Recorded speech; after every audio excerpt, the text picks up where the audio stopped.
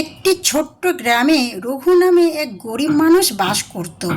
তার ঘর ছিল কুঁড়ে ঘর, জীবনে ছিল অনেক কষ্ট, কিন্তু তার একটা বড় সম্পদ ছিল ভগবানের প্রতি অগাধ ভক্তি।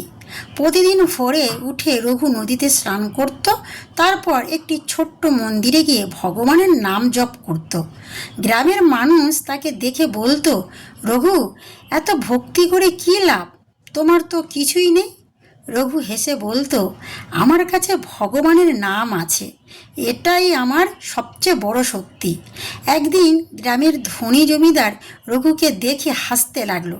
সে বলল, তোমার ভগবান যদি সত্যিই থাকে, তাহলে তোমার দুঃখ দূর করে না কেন?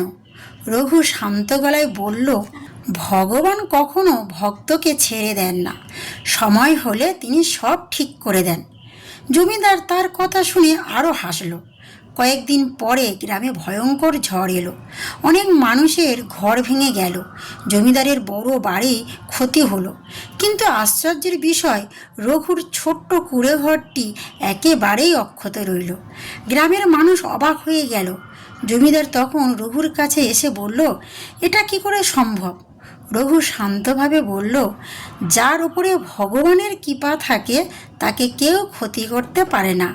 এই ঘটনার পর গ্রামের মানুষ বুঝতে পারল, ধন সম্পদ নয়, সত্যিকারের শক্তি হলো ভক্তি।